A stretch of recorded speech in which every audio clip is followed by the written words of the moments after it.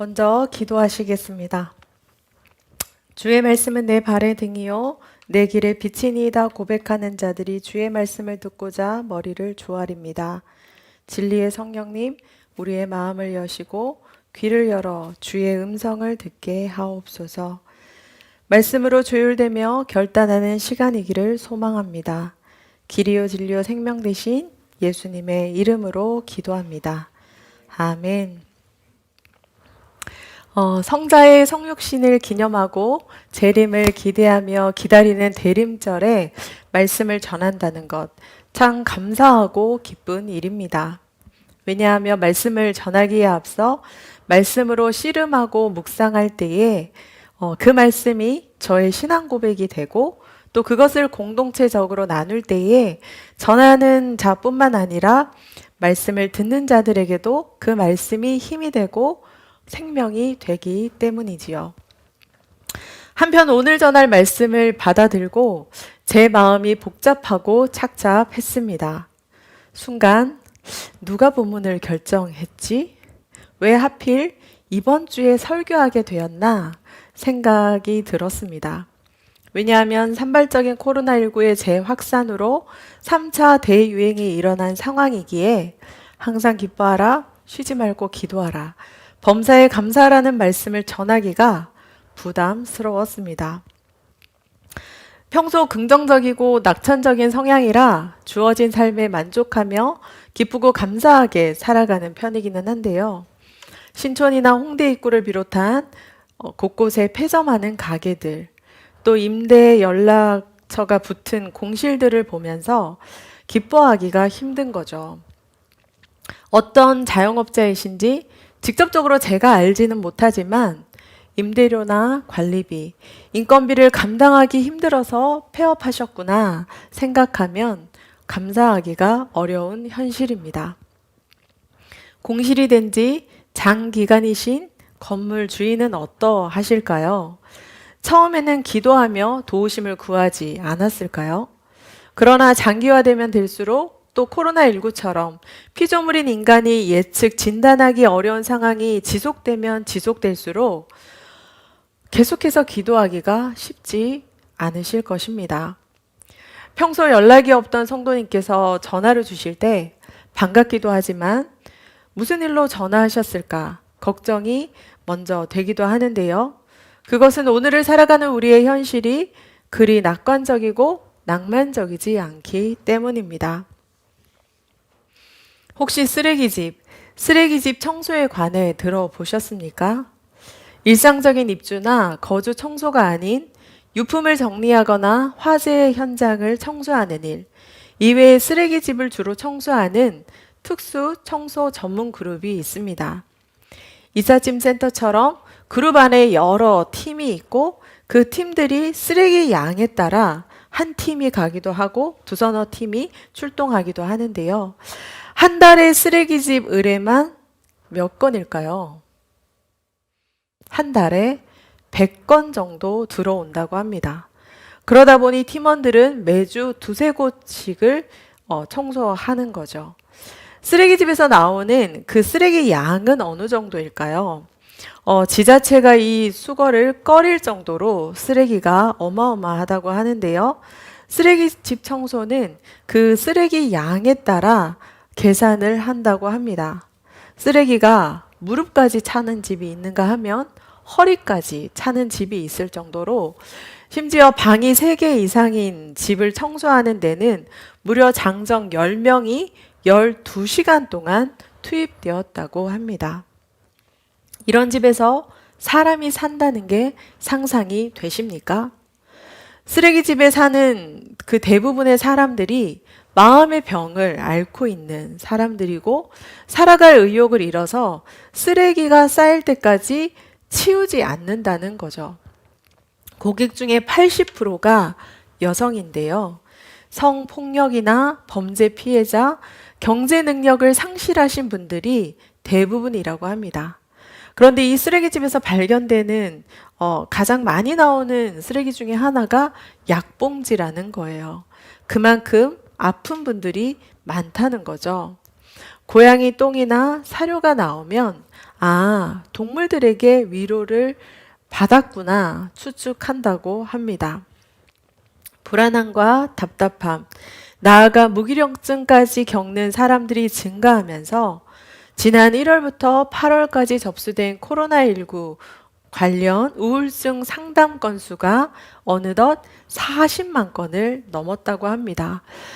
한국상담심리연구소에 의하면 3월부터 시작한 이 코로나19 전화 상담은 주로 코로나 관련 불안, 대인 갈등, 실업과 취업의 문제, 활동이 제약됨으로 인한 정서적인 불안정을 호소한다고 하는데요.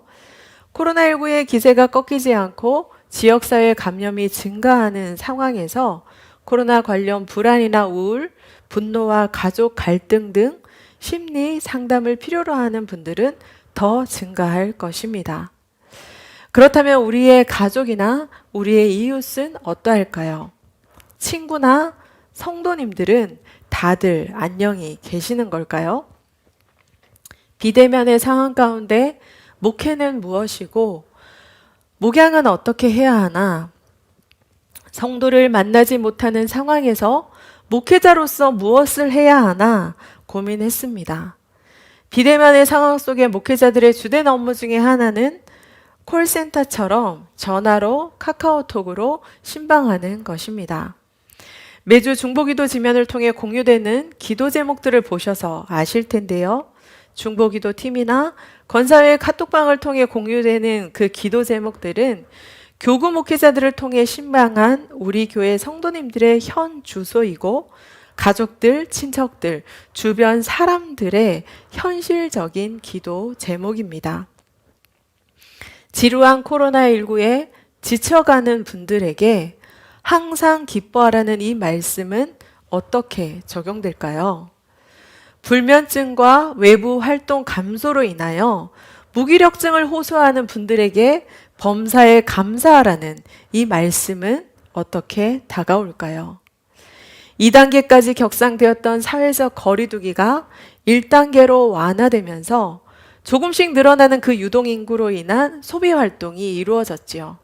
그로 인해 무거운 어깨가 조금은 펴지나 자영업자들은 이것이 펴지기까지 기도하고 기도하지 않았을까요? 몇 달째 수익은 차치하고서라도 찾아오는 그 손님으로 인하여 임대료와 관리비라도 낼 수 있을 때 아마 감사했을 것입니다. 그러나 산발적인 확산으로 다시금 격상되는 거리두기와 천만 시민 긴급 멈춤으로 인해 이제는 더 이상 안 되겠다. 폐업을 결정하신 자영업자분이 계십니다. 이분에게 쉬지 않고 기도한다는 것, 어떤 의미일까요? 성도님께 양해를 구하고 내용을 공유합니다. 단순 두통인 줄 알았는데 뇌종양이 발견되어서 항암, 방사선 치료 및 뇌압을 낮추는 시술과 뇌 척수액 관을 체내로 넣는 션트 수술을 받은 초등학생 부모님. 그 부모님께서 항상 기뻐하기란 현실적으로 어려울 것입니다. 쉬지 못하고 기도할 수밖에 없는, 그러나 기도조차 나오지 못하는 그 상황 속에서 목회자에게 기도 요청하는 것이 미안하다 하셨는데요. 두 분에게 쉬지 말고 기도하라는 이 말씀은 어떻게 묵상될까요? 매월 피검사와 분기마다 MRI를 찍어야 하는, 그러나 최근 MRI 검사 결과 뇌가 양호하다는 그 진료를 받은 아들과 산책을 다녀오면서 찍은 사진을 보내주셨는데요. 범사에 감사하라는 이 말씀, 우리가 어떤 상황, 어떤 형편에 있든지 우리 모두에게 적용되는 하나님의 뜻인 거지요. 우리 모두를 향한 하나님의 마음 맞습니까? 과거 하나님의 뜻과 의향에 대해 설교한 적이 있습니다. 하나님의 의향은 허용이나 허락의 차원에서 이럴 수도 있고 저럴 수도 있는 가변적인 것입니다. 그러나 하나님의 뜻은 시대와 환경, 대상에 상관없이 불변하는 진리라는 거예요. 현미야, 성도를 대면할 수 있는 상황이든 비대면의 상황이든 내가 너에게 맡겨준 성도들을 돌볼 수 있음에 내가 기뻐하면 좋겠구나. 그 어떤 기도도 괜찮단다. 온라인이든 오프라인이든 나와 소통하며 기도하는 것은 언제나 환영이란다. 현장 예배를 드리든 다시 온라인 예배를 드리든 나에게 예배 드릴 수 있음에 감사하면 좋겠구나. 저에게는 이렇게 적용되는 말씀이기에 변함없는 하나님의 뜻, 또 대상과 환경과 상관없는 그 하나님의 뜻으로 받아들이며 고백할 수 있습니다. 그러나 병약하고 심약하여 생과 사를 넘나드시는 분들의 현실은 어떠할까요? 몇 달은 통장 잔고로 버티다가 몇 달째 마이너스 재정으로 사업장을 근근히 이어가고 계신 자영업자에게 이 말씀은 어떻게 다가올까요? 300명, 500명, 600명으로 늘어나는 이 확진자 추세로 학교 수업이 갑자기 조정되고 그로 인해 아이들 보면 어떻게 해야 하나 걱정하는 상황 속에 있습니다. 식당에서 밥은 먹지만 차는 마실 수 없는 그 사회적 거리두기의 격상의 상황에서 항상 기뻐하라, 쉬지 말고 기도하라, 범사에 감사하라는 이 말씀을 전해야 하는 저의 마음이 주중에 너무 심란해서 서점을 찾았습니다. 아니나 다를까 경제와 심리, 대인관계 같은 처세술에 관련된 책들이 많이 나와 있었는데요. 제목 때문에 마음 챙김의 시라는 책이 눈에 들어왔습니다. 마음 챙김이라는 이 단어, 여러분에게는 어떻게 다가오십니까? 국민들에게 큰 웃음을 주던 개그우먼 박지선 씨가 모친과 자택에서 숨진 채 발견되어 세상의 슬픔과 안타까움을 전했는데요. 화장은 물론이고 분장을 못할 정도로 햇빛 알레르기가 심했다고 합니다. 그래서 야외 활동이 어려웠고 이러한 무대 조명이 지장이 있었다고 하는데요. 그로 인해 우울증을 앓고 있었다는 소식에 제 마음이 참 많이 아팠습니다. 다른 사람을 웃게 하는 그 박진선 씨의 마음을 또 다른 누군가가 웃게 해주고 다독거려 줄 수 있었다면 어떠했을까요? 최근 술 취한 상태에서 모텔 주인에게 술을 달라고 요청하다가 주인이 술을 주지 않자 화가 나서 불을 지른 분이 계십니다. 영문도 모른 채 투숙하고 계시던 손님 2분이 사망하셨고 또 9명은 부상을 당하셨는데요. 당시 술에 취하셨던 그 투숙객의 마음이 평소 가족이나 친구에 의해서 챙김을 받았다면 혹은 스스로 그 마음을 그 순간에 지킬 수 있었다면 어떠했을까요? 조신영 씨는 그의 책 쿠션에서 인간의 삶을 외부 자극에 노출된 인생이자 즉각적인 반응을 보이는 인생이다 기술했습니다. 코로나19로 생활 반경이 좁아지면서 TV나 유튜브, 넷플릭스나 인스타그램 등 시청각적인 매체에 투자하는 시간이 많아졌는데요. 각종 언론 매체와 소셜미디어, 각종 뉴스와 시청각에 노출된 채 살아가는 오늘날이기에 어른은 물론이고 온라인 수업을 듣는 초등학생에 이르기까지 우리는 외부 자극에 쉽게 노출된 채로 살아가고 있습니다. 그 결과 최첨단화된 디지털 세대답게 노출된 외부 자극에 즉각적으로 반응을 하게 되고 대중매체로 인하여 오히려 고단한 삶, 피곤한 삶을 살아간다는 거죠. 이 점에서 조신영 씨는 고단한 삶을 자유롭게 하는 쿠션이 필요하다 주장했는데요.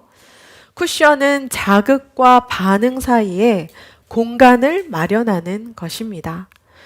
조신영 씨는 쿠션을 위해 첫째, 공간 내부의 불순물을 제거하라 권면했습니다. 우리 내면에 어떠한 불순물이 있습니까? 외부 자극에 긍정적으로 반응하기보다 부정적으로 반응하게 되는 것은 과거의 상처나 분노의 그 뿌리 때문일 텐데요. 이와 같은 불순물을 제거함으로써 마음을 청소하고 쿠션의 탄력을 더할 수 있습니다. 둘째, 내면의 힘을 키우라 권면하면서 독서나 기도, 묵상을 통해 올바르게 반응하는 그 선택 능력을 기르라 제안합니다. 우리의 하루를 좌지우지하는 감정은 생각을 통해서 나옵니다. 한편 우리가 어떤 생각을 하느냐에 따라 감정도 조절, 통제가 가능할 텐데요.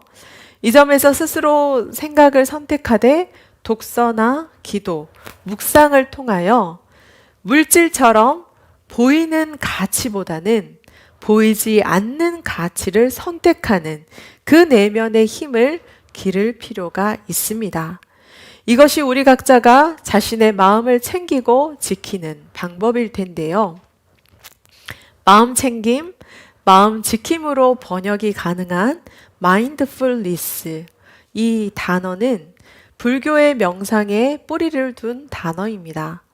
한편 1970년대 이후 임상 심리학 및 정신의학과 계열에서는 다양한 심리적 상태를 겪는 사람들을 돕는 이 마음 챙김을 기반으로 여러 치료 응용 프로그램을 개발했는데요. 우울증이나 스트레스, 불안을 줄이기 위해서 그리고 약물 중독의 치료를 위해서 상호 간의 대화가 필요하다는 거예요. 또 가족이나 친구 같은 지지 세력과의 소통이 필요하다고 합니다.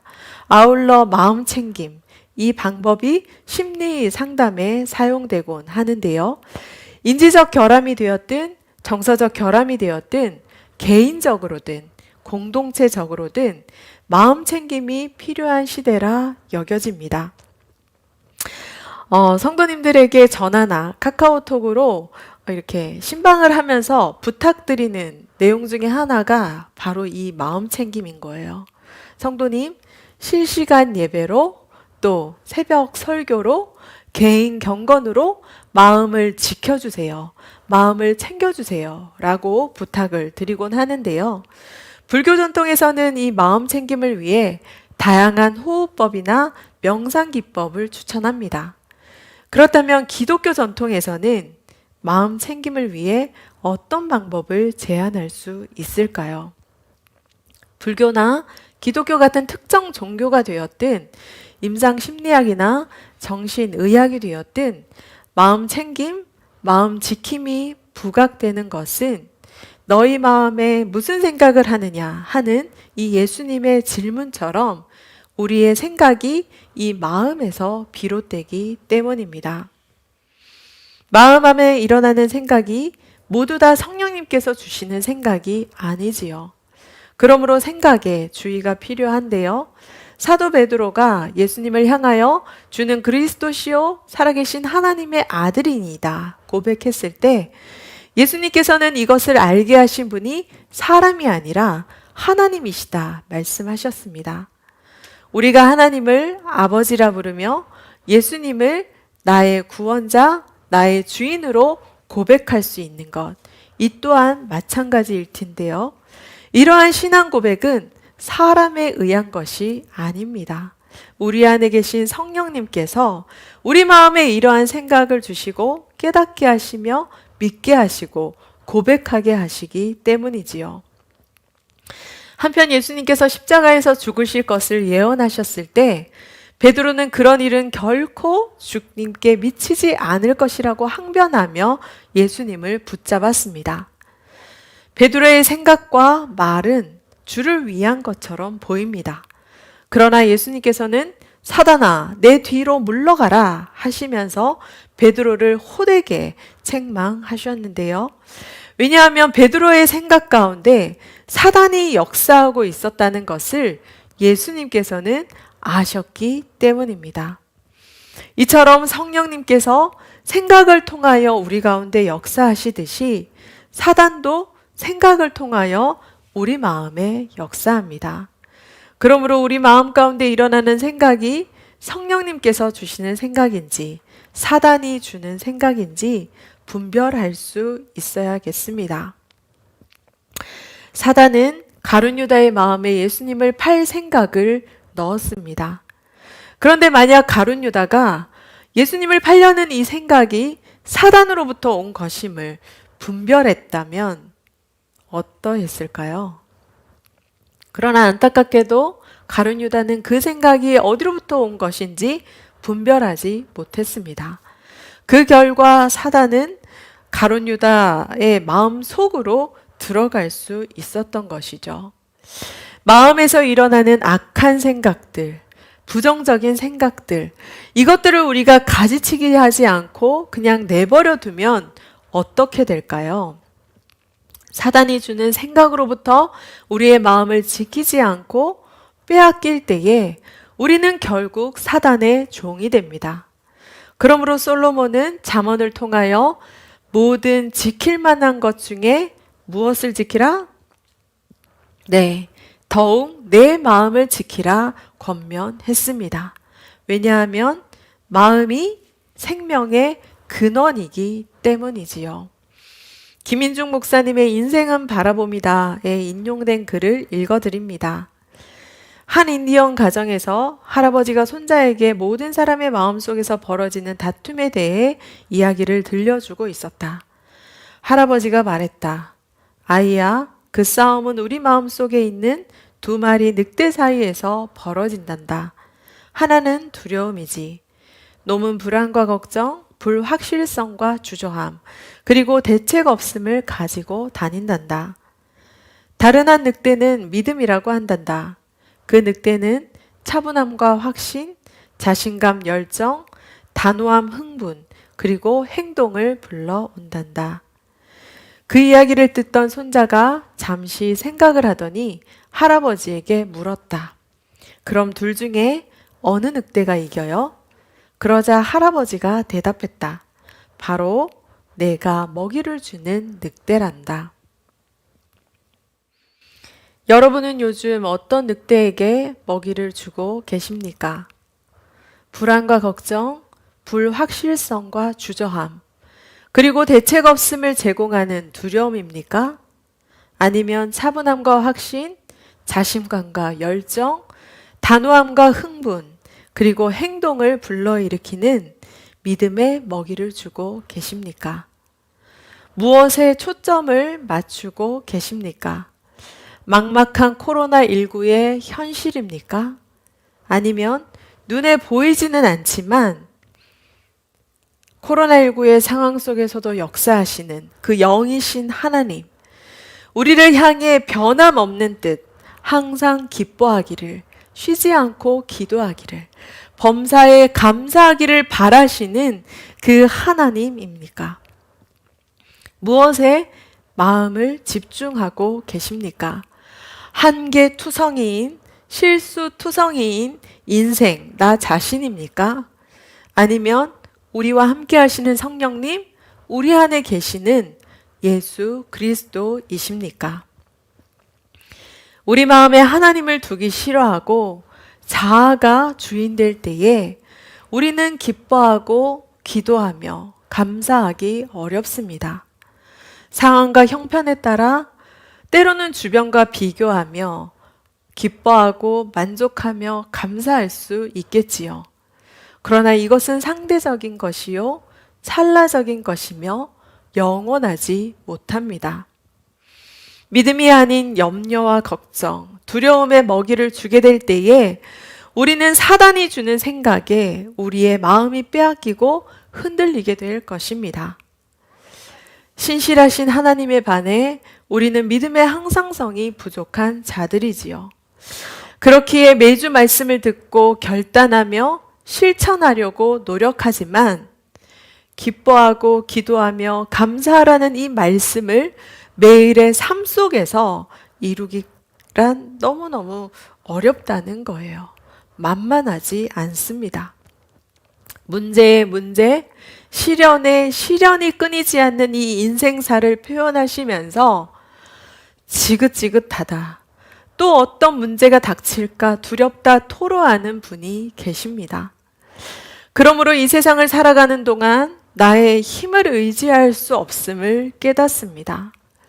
세상의 것 의지할 수 없음을 깨닫게 됩니다. 참 소망 되신 주를 의지하는 것, 참 기쁨이 되신 주를 바라보는 것, 그 길만이 우리가 살 길이요 버틸 힘이며 견딜 이유가 됨을 기억하십시오.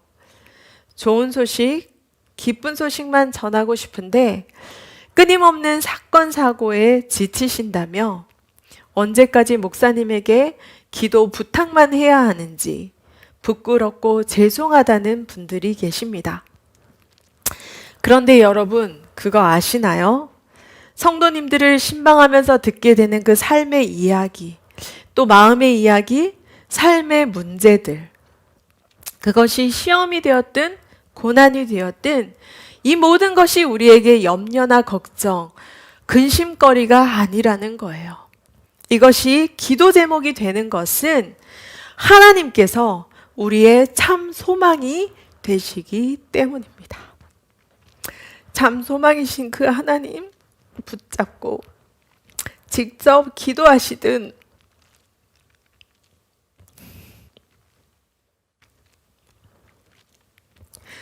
저는 기도할 수 없으니 목사님께서 대신 기도해 주세요 부탁을 하시든 사단에게 마음을 빼앗기지 않고 주 안에서 우리의 마음을 챙기고 지키려는 그 몸부림, 이것이야말로 두려움이 아닌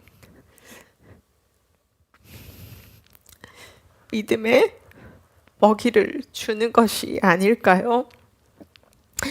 기도 부탁하시는 성도님은 미안하다 하시지만 우리는 중보기도를 통해 살아계신 하나님의 역사하심을 보게 됩니다. 우리 가운데 이미 오셨고 지금도 함께 하시며 앞으로도 함께 하실 그 예수님을 만나게 된다는 거죠. 얼마나 답답하십니까? 얼마나 막막하십니까? 생활 반경, 행동 반경이 좁아지고 여가의 폭은 물론이요, 만남의 폭까지 좁아지며 연말 구조조정과 인사 배치로 인하여 예년보다 긴장감이 감도는 상황 가운데 코로나의 위협까지 얼마나 힘이 드십니까? 백신과 치료제가 개발된다 하더라도 감기 바이러스처럼 이제는 코로나 바이러스와 공존, 공생해야 할 것입니다.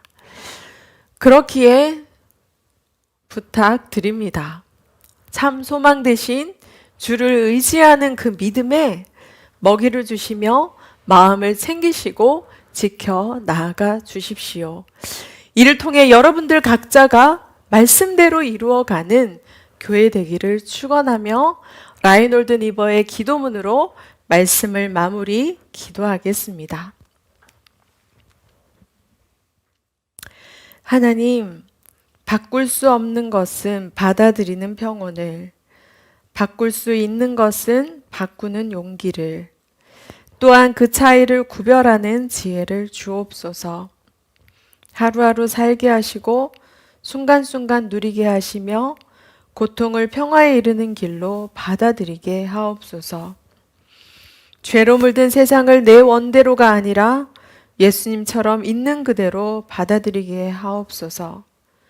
당신의 뜻에 순종할 때 당신께서 모든 것을 바로 세우실 것을 알게 하셔서 이 땅에서는 사리에 맞는 행복을, 천국에서는 다함이 없는 행복을 영원히 누리게 하옵소서. 참 소망, 참 기쁨으로 우리 가운데 함께 하시는 예수님의 이름으로 기도합니다. 아멘.